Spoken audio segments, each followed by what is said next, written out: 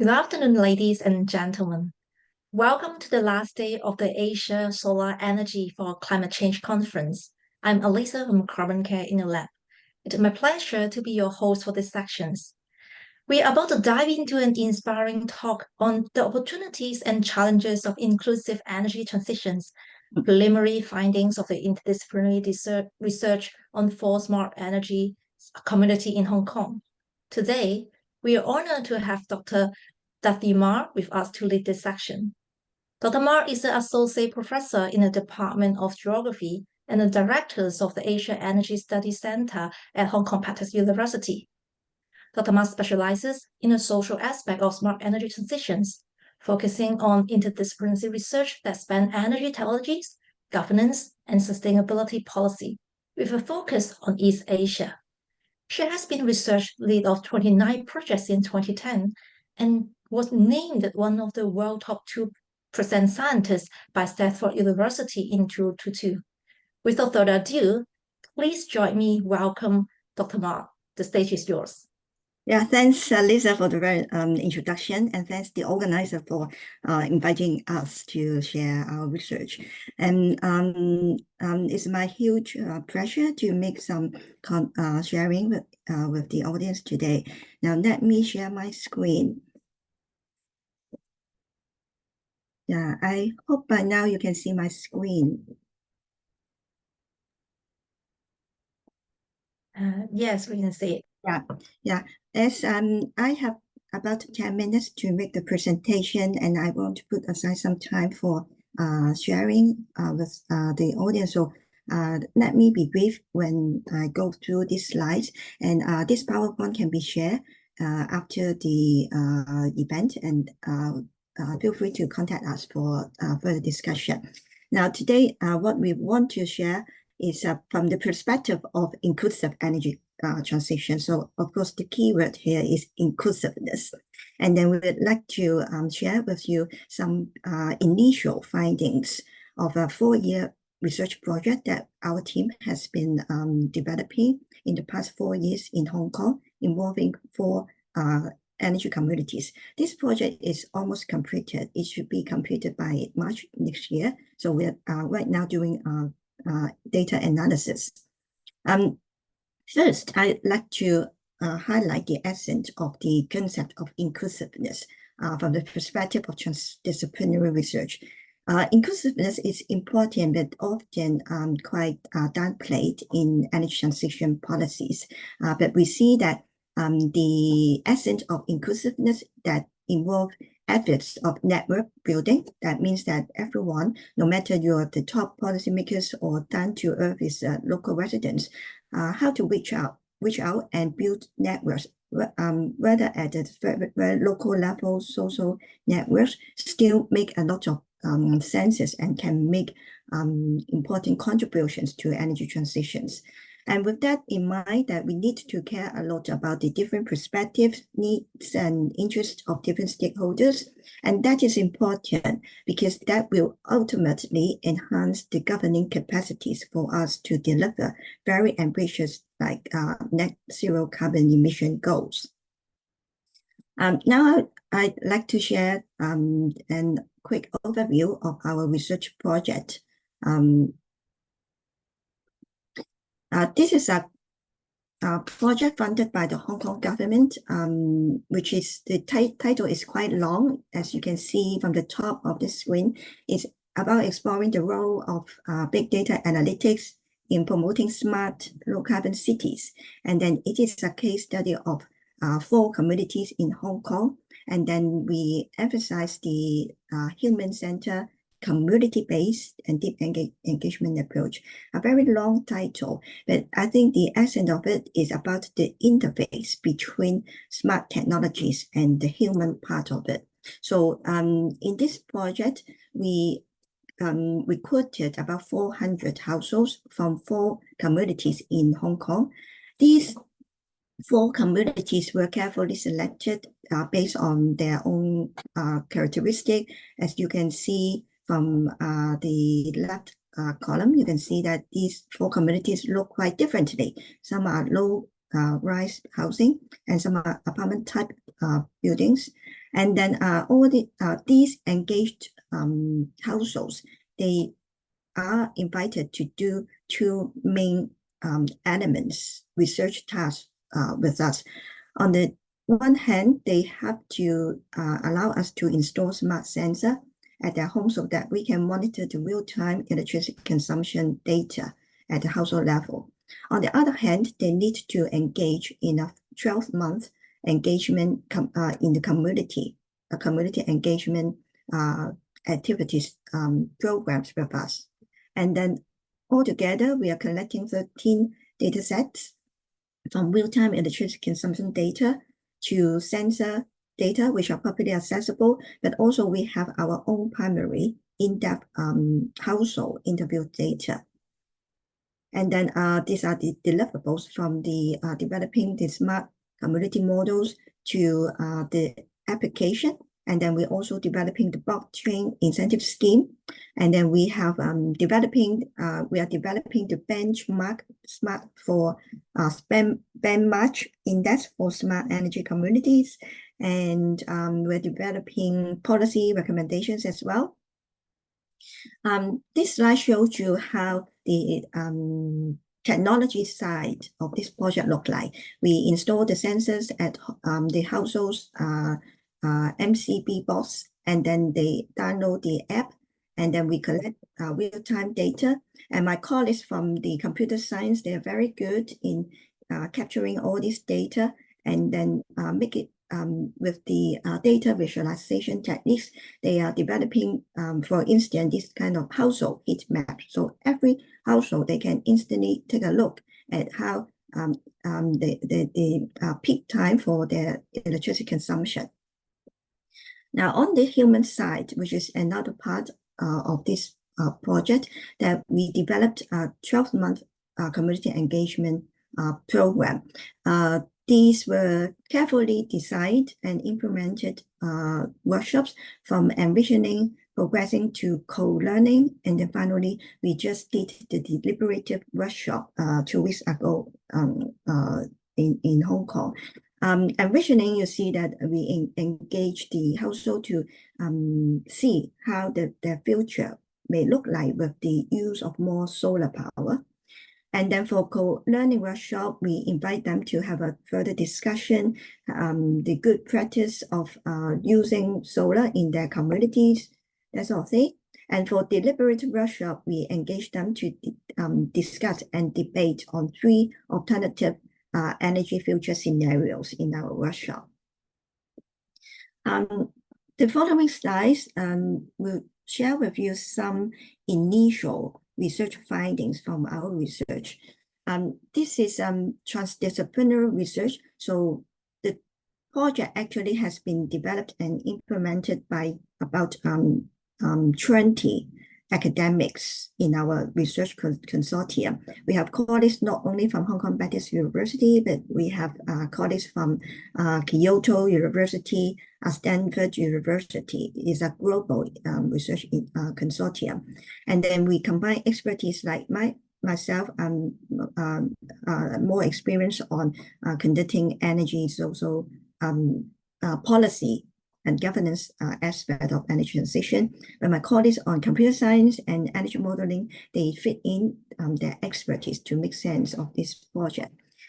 So one example that I'd like to share with you is that when my colleagues from computer science can talk to us from the policy side, then we expect that we can do a better diagnosis and design of better interventions into the community so that we can scale up the positive energy behavioral change, or the way how they can better use or develop solar energy in their communities.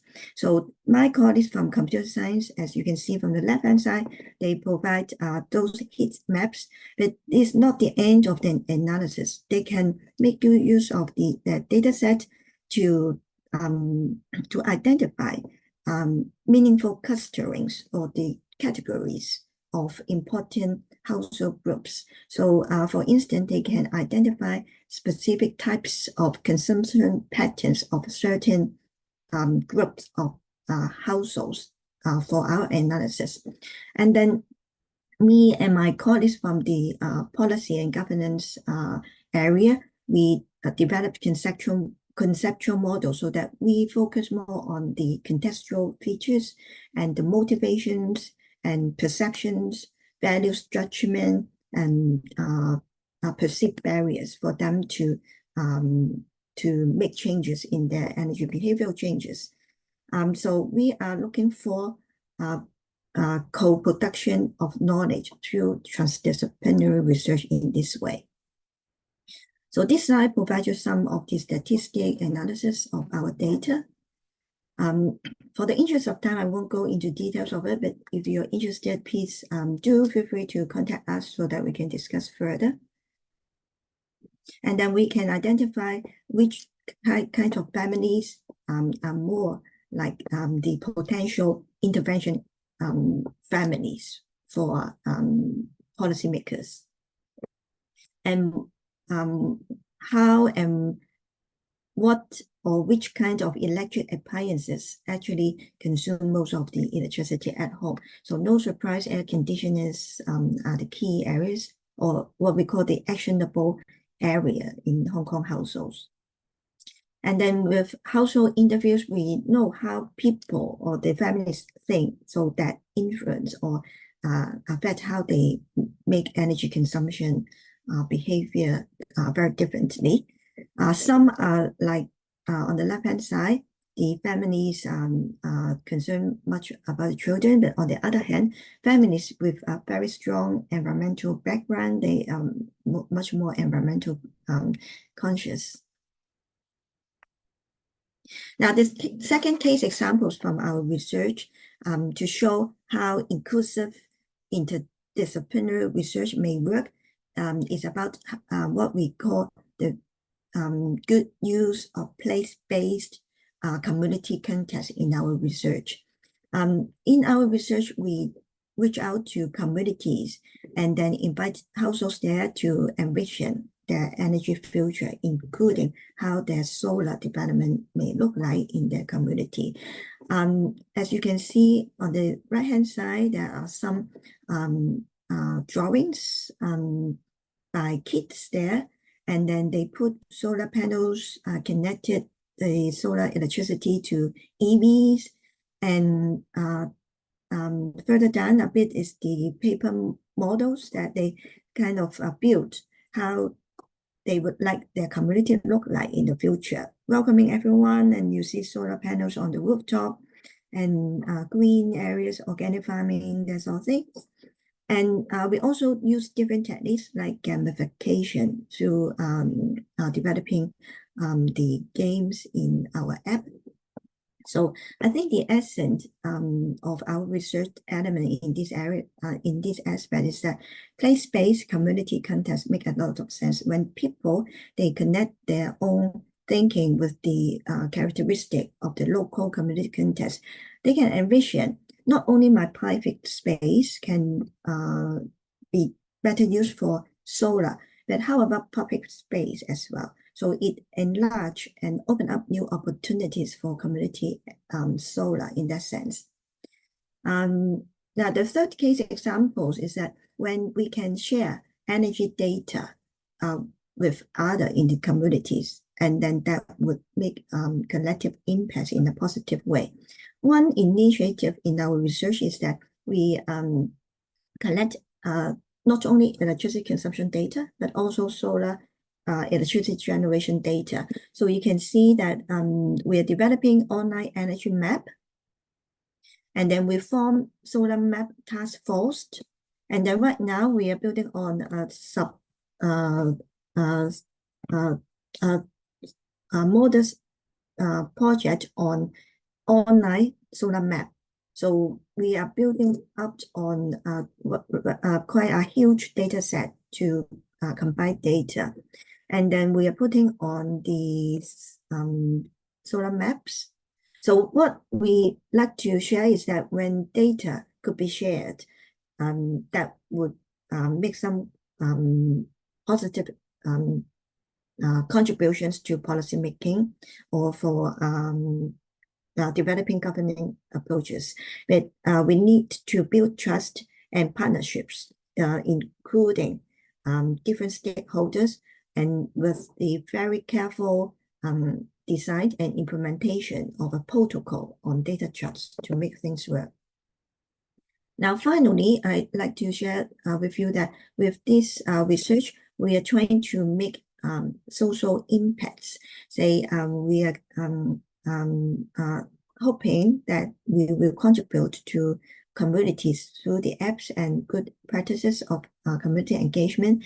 We also are engaging power company and management offices like Kaixin, which is a major property management company in Hong Kong, how they can make good use of the smart technologies, as well as continue engagement of their residents through nice community engagement program. So it's the combined optimization of technologies and engagement that make things work. We hope to encourage them to modify their corporate practices. And of course, we are connecting with NGOs to support them to develop policy recommendations. And in the school sector, we are enriching the school curriculum with our energy workshops.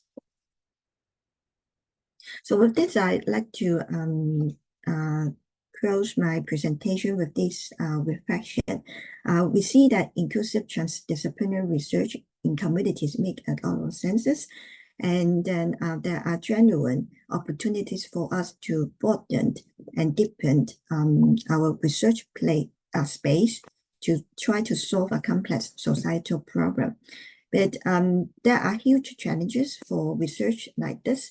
It takes a lot of time for us to develop and implement projects, and we need to be very careful when we select research sites, because we have to properly take care of each of these communities, and with a substantial number of local residents there. So we're doing social experiments in that sense that there is a huge social responsibilities for the research team to make things properly done in the site. And then research infrastructure for transdisciplinary research teams like that, we mobilize a lot of student interns, where we trained more than 100 research student interns in this project. And we're putting together resources from different collaborators, and all these need very careful development of the research infrastructure. So I think thanks a lot for your attention, and your feedback are more than welcome. Thank you.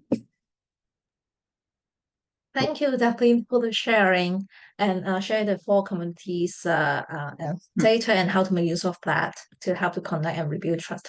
I have some questions in the Q&A box. Like one of the attendees asked about how have the different social, economic, and demographic factors such as income levels, age distributions, and housing types influenced the access, adoption, and impacts of these smart energy initiatives across the communities? Yeah, thanks for the question. So it's a question about how important is the demographic factors in influencing the energy behavior of local residents in the communities. We are working on the data analysis. There are some prelim findings that maybe I can quickly show.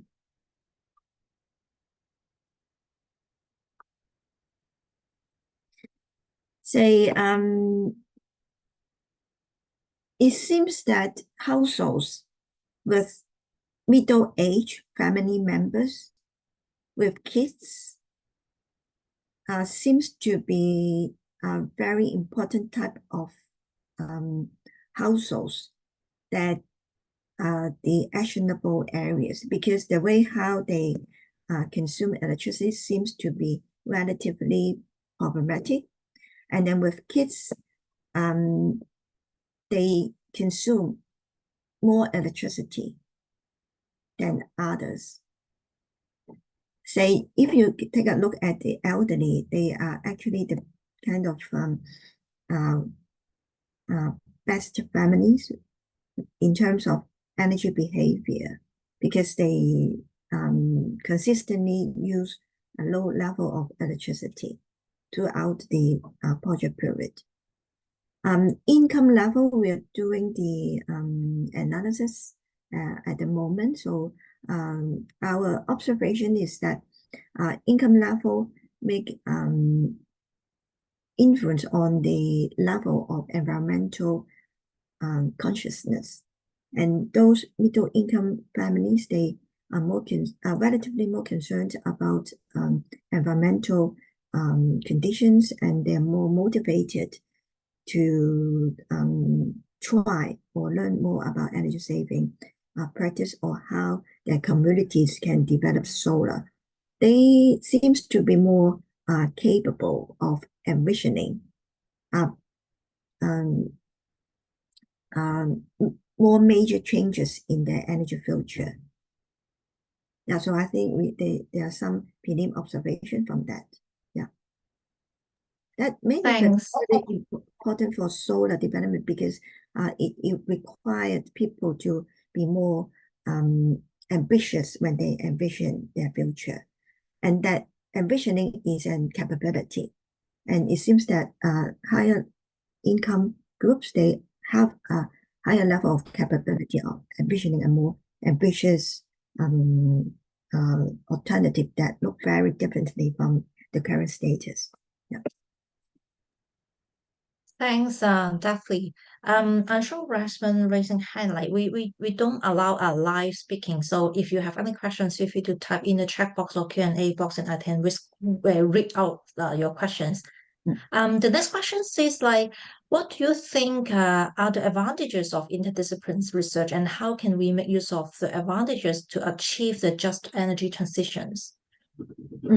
I think interdisciplinary research, the essence of it is that we can combine expertise from different fields to make a fuller understanding and examination of the subject matter. So in our case, we combined quite a wide range of expertise. We have experts from climatology, and then we have experts from computer science who can do big data analytics and blockchain developments.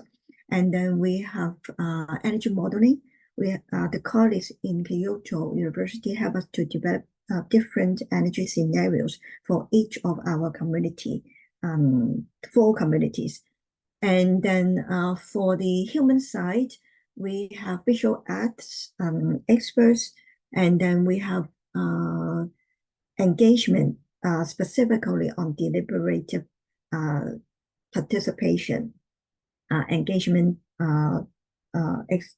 techniques. And then we organize a lot of workshops. So we also, beyond engaging academics, we engage community stakeholders like management offices, schools. We actually have very good collaborators from the education sector. So all these expertise and resources allow us to decide and implement our project. One single scholar won't be able to do that with the single areas of expertise. And with a team like that, we are able to combine the social aspects as well as the technical and policy side of the subject matter. And then we are also able to trace back the history of the community and envision the future of it. So you can have a sense that we are broadening the space of the research in that way through transdisciplinary research.